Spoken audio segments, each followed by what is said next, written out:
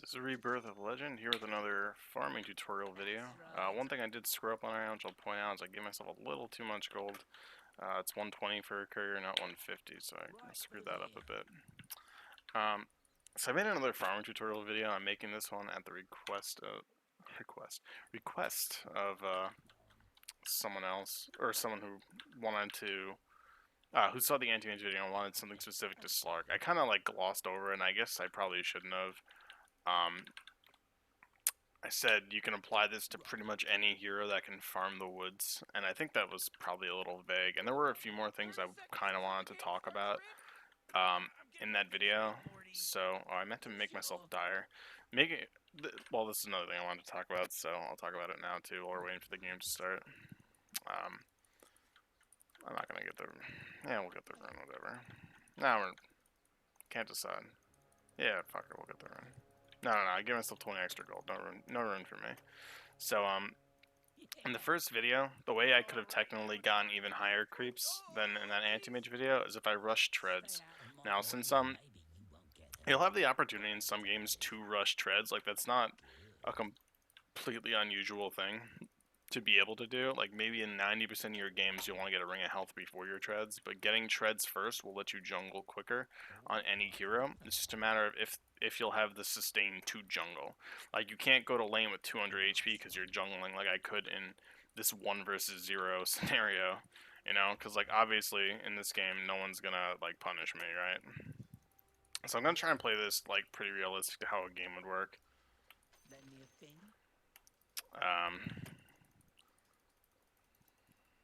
I probably wouldn't buy it. If this is a real game, I don't think I'd buy a Calling Blade right now, so I'm going to try not to do that. I'm going to buy it eventually, but I probably wouldn't buy it this quickly. You want to wait till that's like, until as much damage is dished out as possible. Fuck, I screwed up. So the reason I screw up is because now I have 2 range creeps, which would be really bad normally. See, that having 2 range creeps like screws up your lane equilibrium a lot, because it's really hard to compensate for the amount of damage these fucks do. I have to like... It's really screwing me up right now. I should just buy the Quelling Blade. But, yeah, so usually you start with the Bassi, not the Quelling Blade. I can actually afford the Quelling Blade now, too. So I'll just do both. I only give myself, like, 30 extra gold.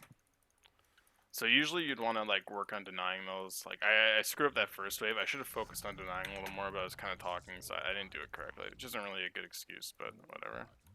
So, like, you should really, like, even if it means you lose a creep in your first wave, I mean, hopefully it doesn't, but making sure you get control of your lane when it's a lane you can control. Man, I'm screwing shit up all over the place here. It's the first game of the day, and it just woke up a little while ago. Gonna lose another one, too. I didn't want to walk up because I would have tanked a lot of damage there. But, like, this isn't really even that important right now. Like, I don't particularly care that I'm missing a few creeps, because like that's not really where a huge amount of your like that. Don't get me wrong, that is a big deal. Like you don't want to miss creeps you shouldn't be missing. It's really stupid, and you shouldn't lose free CS. And like it's probably something you just have to practice. Like I don't play a ton of Slark at all. Like I know how to play the hero. I know how to farm with him. I know a lot of things. I'm not comfortable in like the mid game mechanics. See, this is great. Now my lane's gonna push back because they have double range creep now, which is really good. See this creep getting destroyed. Get a deny there. Let's continue to screw shit up. See, like, them having double range creep is ideal, because it makes it very easy for you to control your shit. I'll kill that now. Like, you want to be careful when you're balancing lane equilibrium, too. Because you don't want it to get here and then having, like, 3 range creeps, because them having 3 range creeps can be, like, a huge problem when you... Shit! I, lost the thing again.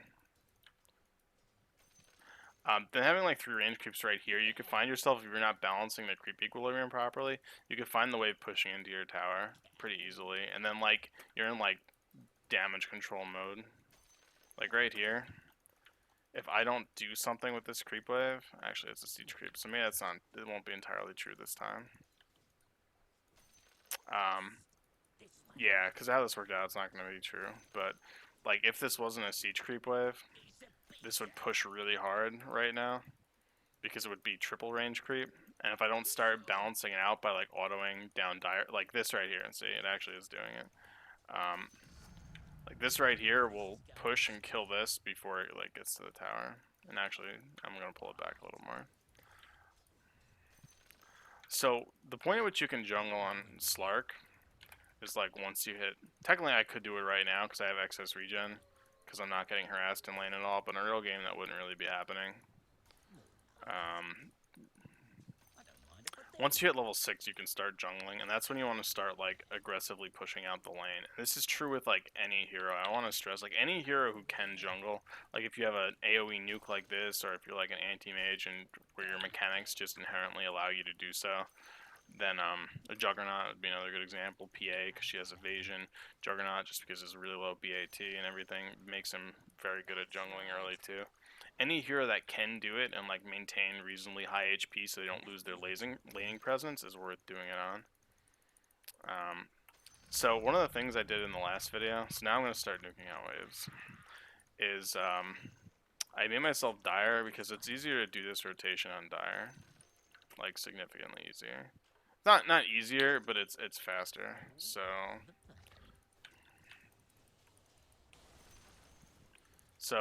when you're lower level like this, what you probably should be doing.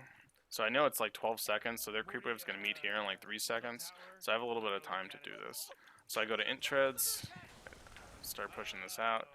Once I get the next level, it's actually a pretty significant deal. So you can go to agi treads if you're like really high on health and you want to just focus on doing more right click damage, or you can stay at strength treads while the pact is going through, so that you take less damage. Cool. So the treads help a lot with it because of the mana management aspect. So you can do this too.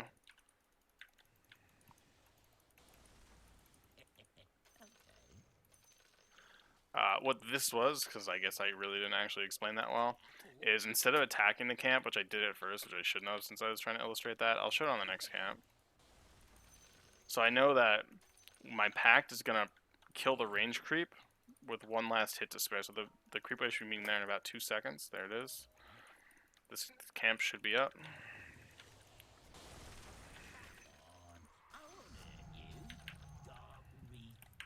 So you just keep going back and forth like this. So I'm going to go push this wave back in, because I don't want to miss lane creeps. Oh. Ooh, almost missed one there. It's the preemptive packing.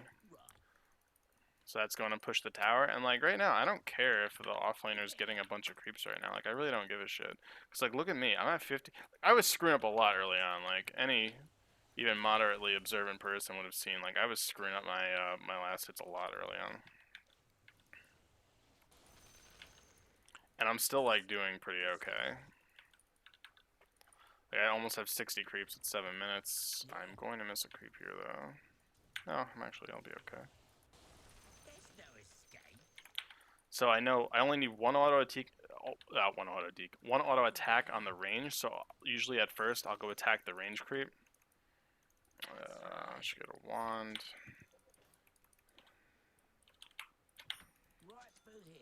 Shit, I didn't want that.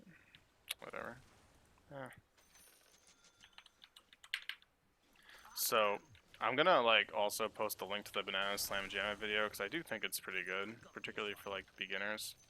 We're gonna lose a lot of those creeps anyway, so I'm just gonna take care of this. So you notice how my HP is getting really low right now from this pacting? Like I'm doing this very aggressively because I have a lot of tangos. It's possible. I'll show it on the next wave, like what you can do to like maintain your HP a little bit longer. So once again, I can look at the clock right now, and I know the creep wave is going to get there at about 12 or 15 seconds. So here's what you can do. You use this, and you don't attack initially, and you can run away instead of fighting the camp. That's actually a really poor example of that. You go like this. And then I go this again. So I don't sit in the creep wave tanking the damage. That's the difference. Gonna miss that. Oh no, I'm not gonna miss that creep. Oh, but I missed the other one to make up for my screw up. So this creep is actually gonna get here. So right now I can actually push the tower. So it's worthwhile. Like when you're doing this rotation, anytime you're in here, you want to be pushing the creep wave. So you don't really care if your Aquila's on. I'm gonna miss a creep. No, I'm not actually. Oh no. Okay. Well, I missed one I didn't think I did. So the tread swapping is actually keeping my mana really high. That was kind of careless. I shouldn't have taken that much tower damage, but it doesn't really matter. So like right now, due to this farming rotation, we're really, really close to 10 CS a minute. And like keep in mind how many creeps I've just been missing. Like it's like I've missed a significant amount of creeps. And that's just due to my own like laziness right now. So like I'm healing right now. We're gonna go back to the creep wave because I don't know what I was thinking.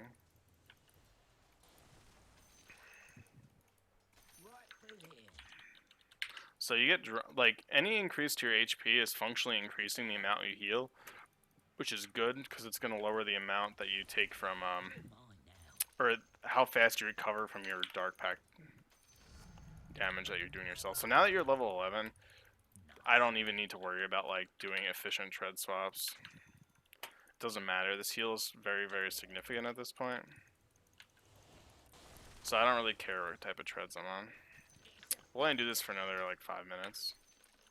Now keep in mind, I am not even by any stretch like a good Slark player.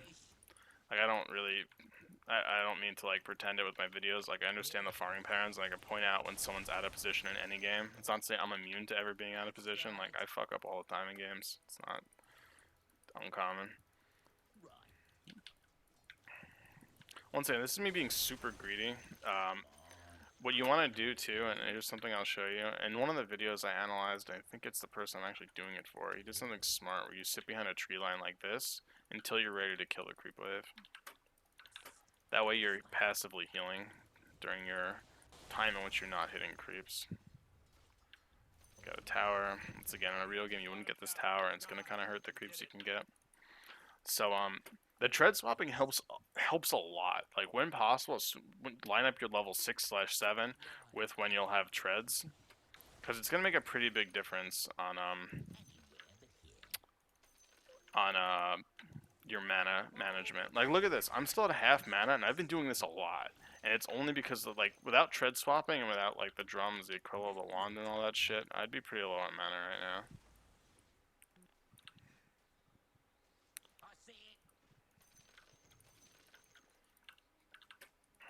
And like, see, I've farmed out the whole woods, and I have 120 creeps right now at 12 minutes. And as I said multiple times, I'm not doing this even like remotely as efficient as I could.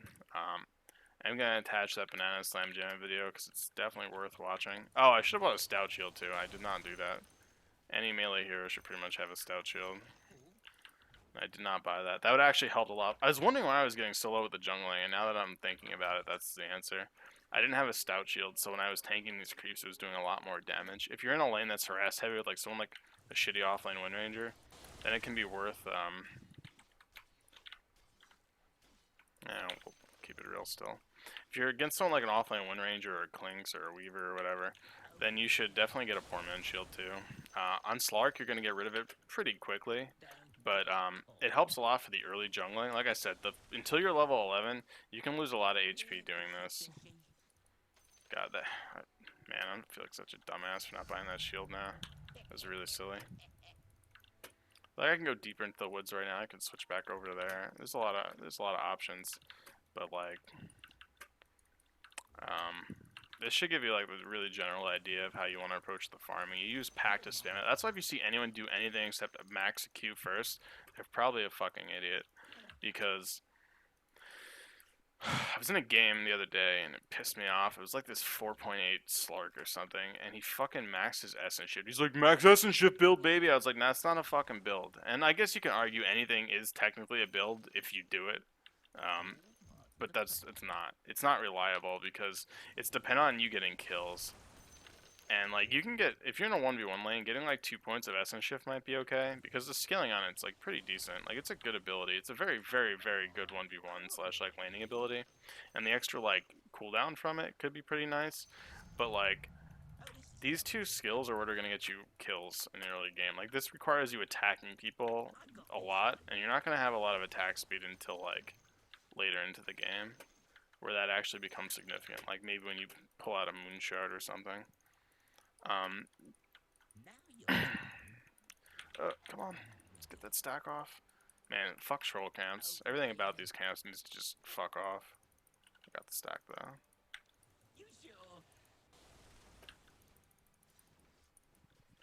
See, in here, because my regen's so significant, like, I realistically, I don't actually care about taking damage here. It doesn't matter.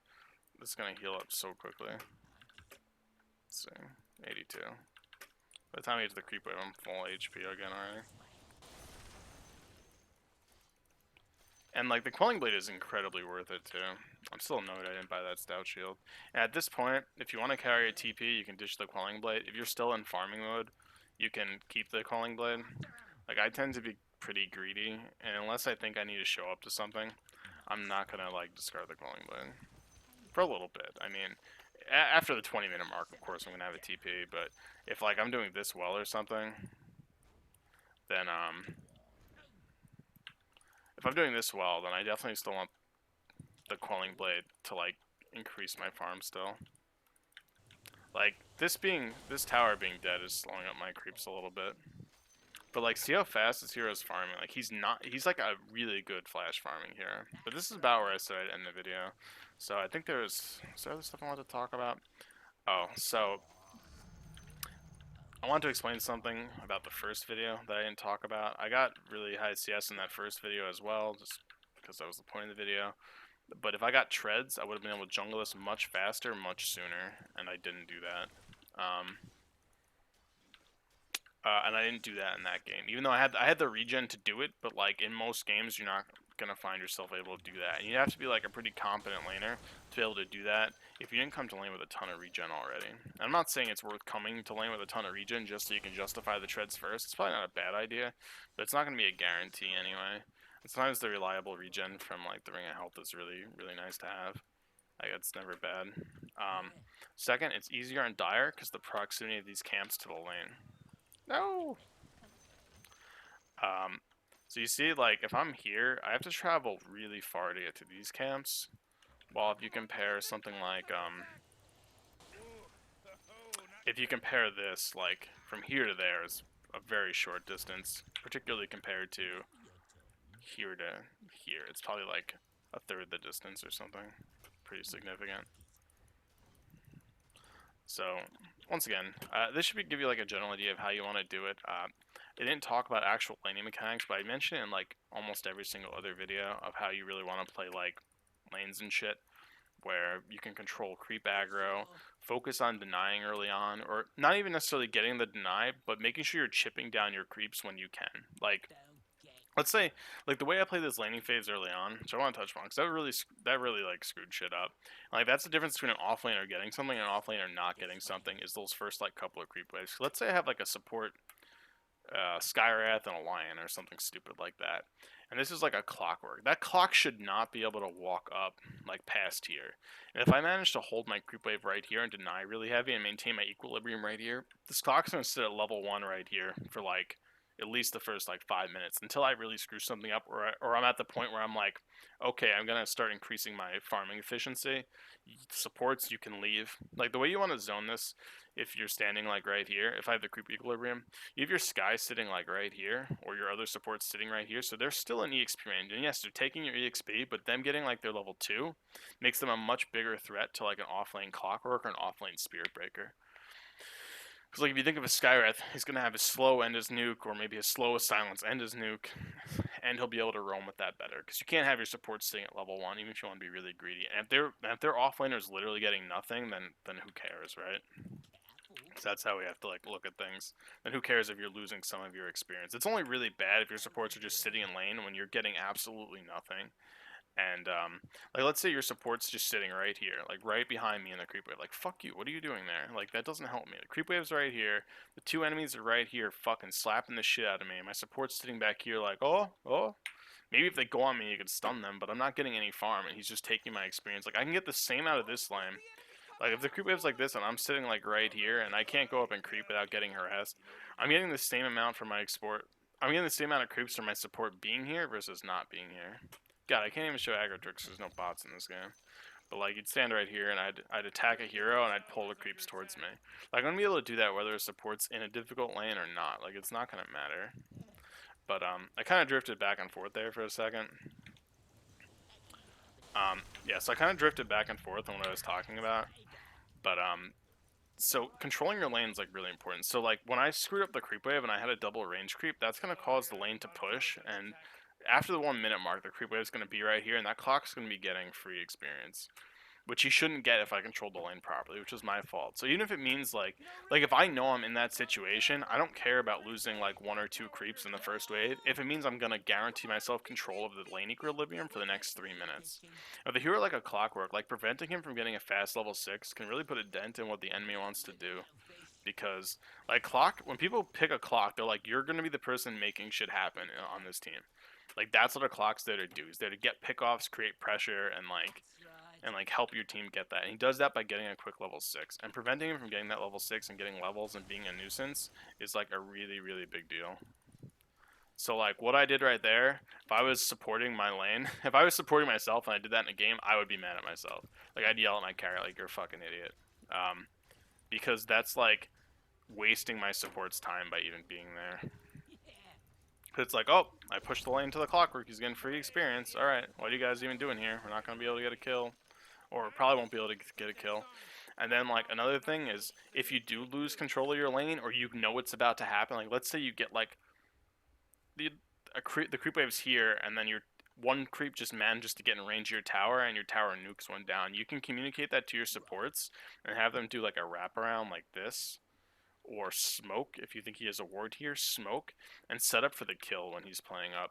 Because you want to make sure he's dead and doesn't get that experience. So like in low level games it's going to be probably hard to communicate shit like that, but it's something definitely worth thinking about and like at least trying to do, like saying, hey, the creeper is about to push, you should fucking kill this guy, and like communicating it. And like being able to communicate those things in your lane is like really, really important, particularly if you're playing with like a group of friends or something. Like a group of friends should not have a problem doing like advanced wraparounds like that, because like the clock should already be scared because how he's getting zoned, and like he's never gonna feel comfortable if he's been zoned for like, if this clock has been zoned for like 4 minutes straight, and then he's like, oh, finally he can see the creep wave pushing, he's like, yay, yay, yay, and he's like sitting right here, he's like, it's coming. I'm like, all right guys, smoke, do the wraparound. They're right here as the creep waves get into the tower.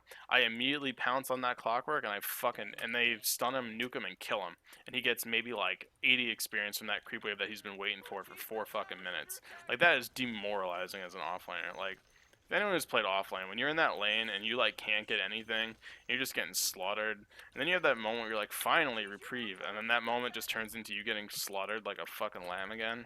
I mean that is depressing. Like tilt-worthy stuff. And like he's never gonna feel safe in that lane if you do something like that, or he should never feel safe in it. One thing I will attach to this video, I posted on a few other videos too, is the banana slam jam video. He does like a really, really in-depth Slark thing, and it's definitely worth looking at if you want to learn Slark. Gives a lot of like general info. Tells you like how to creep in situations where you should be scared, which is something I don't talk about in this. But basically, like if I'm creeping right here, like let's say I'm radiant and I'm like creeping right here, I'm only gonna creep here while my pact is up. That's it. And like if I'm gonna creep here and my pact is like down, like it's coming off cooldown, I want like one more creep, just fucking ult. Who gives a shit? Like this thing's only 60 seconds. If it's the difference between you getting picked off and you not getting picked off, like that's something you have to think about, and you have to just be not stingy with, because you not dying is like the most important thing. So you can't just be dying randomly. But so I hope this gave you an idea. Like this farming pattern that I showed you, you can do that on like most carries. The only exception would be someone like a Spectre who has no real jungling ability. You can't do it on that. You could probably any carry that's also gonna buy a bottle or who can kite the creeps well. can do it. Like a Drow can do this very easily too. I saw easy list the carries that can't. Let's look. We'll go. Actually, yeah, that's a good thing to do. So let's look at all the carries. Alchemist can do it once he hits level 6 because he's going to be constantly high HP. If you're running a Bristle safe lane, you can do it once you have the Ring of Health. You can start farming it. It's not really that fast on Bristleback, but you could. Just because Quill Spray costs you kind of a lot of mana. But like once you get 6, you can probably do it somewhat reasonably fast. CK would have a hard time because you usually don't build regen on him. The only thing you come close to is with the the armlet gives you some regen. If you're safe laying a Doom, he can do it. He can do it because of Scorched Earth. Dragonite can do it with Dragon Blood. Huskar can do it because you want to be low HP, and you buy a Helm of Dom. I don't play fucking Kunkka. I imagine he could probably do it if you're going a Battle Fury build. LC can obviously do it because she can jungle. These two can jungle, so they can obviously do that. Not gonna talk about it. I can talk about it. Slardar can't really do it. You don't build regen on him. Sven can do it because you're gonna build a quick Morbid Mask and he has Cleave. Like you could do builds to like make him able to do it, and you can do builds to make any hero. Like if you just build a mom at any hero, they can start farming woods. If we want to be honest, Tiny can do it. You want to get a bottle on Tiny, probably in like any single game, just because it helps you farm a lot quicker. Even if you're safe landing or midding, it doesn't matter. Having the bottle is gonna let you spam your nukes to like flash farm before your Aghanims, and then even with your Ags, it's gonna help a lot. So Tiny can do it too.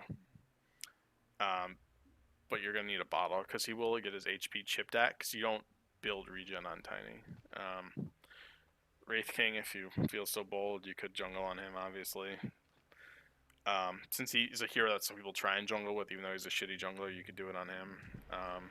Anti-Mage, entire first video, talks about how you can. Bloodseeker obviously can. You can kite creeps. Once you're level 6 and you're pacting creeps and you have like a soul ring, you're going to be able to maintain HP, so you can farm the woods. His animation's kind of annoying and it costs kind of a lot of mana, but you could do jungle rotations on him. 100% you can do it on Drow. She builds lifesteal and she kites creeps easy. Ember, you could do it on. You're going to be using...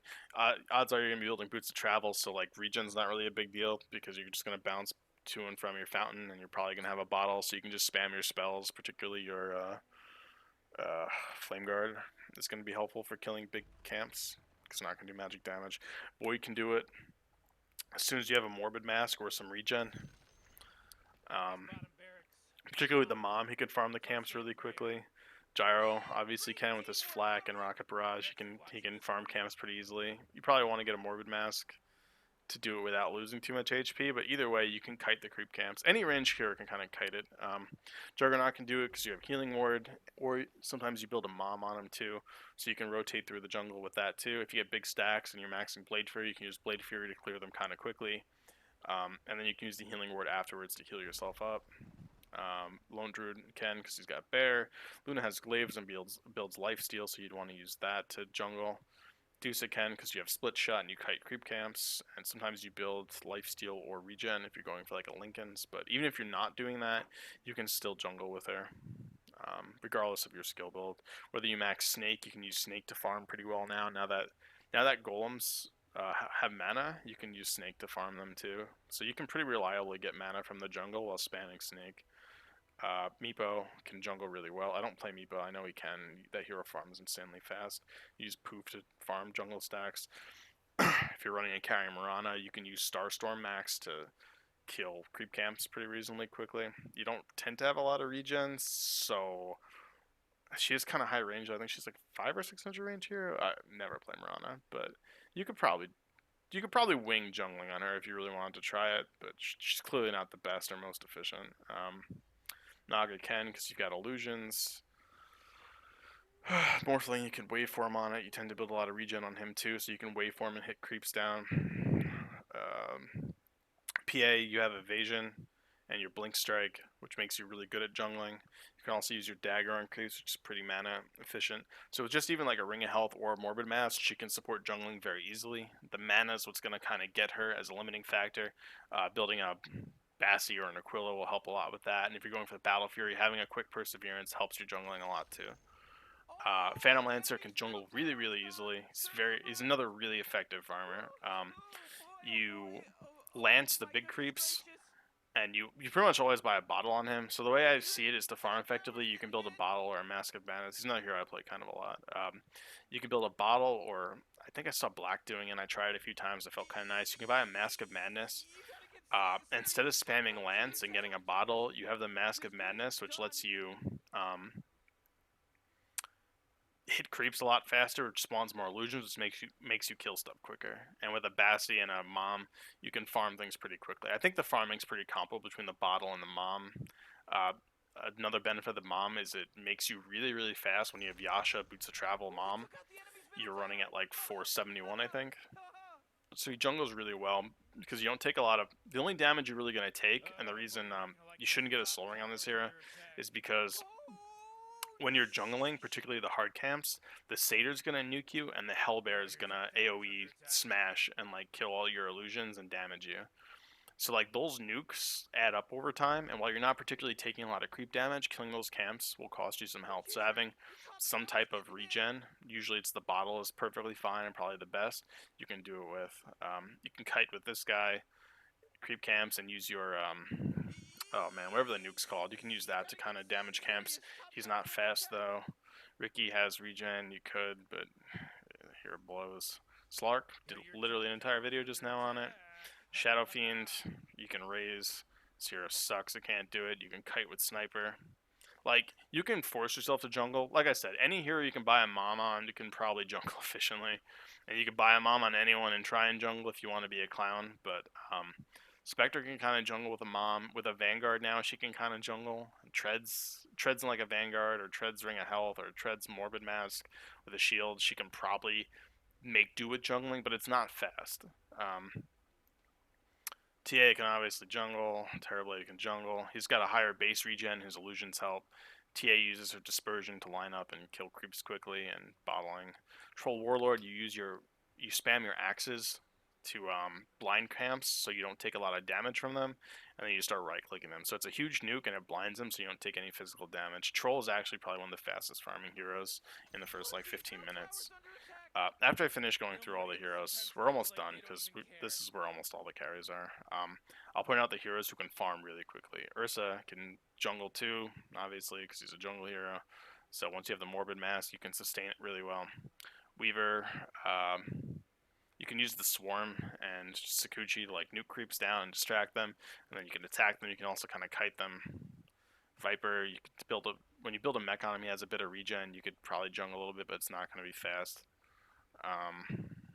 So what I'm doing is, like, I probably should have said in the beginning, I'm going to give you an idea of how you can jungle with each one of these, and then I'm going to talk about who's actually efficient. So now that we're in Intiros, I'm only going to look at carries. I don't care about anything else. Necrophos, you can spam Death Pulse. Leshrac, you can spam your nukes. You want a bottle. If you're safe laning Leshrac, you still want a bottle. I fucked around with it a bit. You need a Soul Ring and a bottle, and you just like kind of rush into Bloodstone, or you can get a Yules first. But you need like a Soul Ring and a bottle. Otherwise, your HP is gonna be too low from like using Soul Ring on cooldown all the time. So you definitely need a bottle on him when you're safe laning. Let's see. Not gonna talk about this. Not a safe laner. Quap, you could spam your nuke. I mean, it's the same with this. Like, you can spam your nuke, and you're probably gonna get a bottle. Regardless, like, in tiers you're probably gonna want to get a bottle on, and then you could spam your nukes to like kill creeps. So you like auto them a few times to where your nuke's gonna one-shot all the creeps, and that's how you do it. Storm Spirit, use your nukes to jungle. It's pretty obvious. Tinker, I don't play Tinker, but use your March to farm. Okay, that's it. All right, so the heroes who can farm really, really quickly, and what I mean by really quickly is probably about 10 CS a minute by 15 wouldn't be hard to pull off. Alchemist can do it, can do that. If you're getting stacks, Sven can probably come pretty close if you get a fast Mask of Madness. Like, if you go Mom first and then Treads, Sven can probably get pretty close to 10 to 15 minutes. I wouldn't say that's unreasonable. If you're against the Brood, it's fucking easy. But in general games, if you get a really quick Mom, you can probably pull it off on him. Tiny, if you're getting stacks, you can. His jungling is kind of slow early on. But I'd say by 20 minutes you probably could get 10 CS a minute. But and then after that your farm explodes. But he's just kind of slow early on because his auto attacks are really bad and his nukes are really expensive. So it's kind of hard to jungle on him like that. Anti-Mage easily 10 CS a minute by like 15 minutes. Bloodseeker can farm really quickly. I think you can probably get close to 10 CS a minute on him. If you're straight like jungling and laning, you could probably come very, very close, if not at it. Void can farm that quickly. Drow can probably get close. I don't think she'll hit the 10 though. Maybe if you get a mom, she can. Yeah, probably pretty close. Like I think she can farm it really quickly. Jug clearly can. Gyro, if there's stacks, can, but he's not particularly. It costs him a lot of mana to kill stacks. Like if you're doing like a really big hard stack or something, you use your ult and like your rocket barrage and your flak. So he could probably come pretty close to like 10.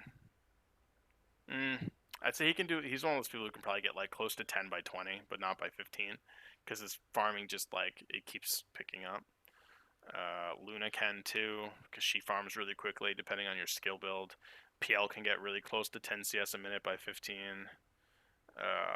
Terrorblade definitely can. You can farm the lane with your illusions and jungle with the hero, so you get like every creep in lane, and then you just straight jungle rest of the time. This hero can get a crazy amount of farm by doing that.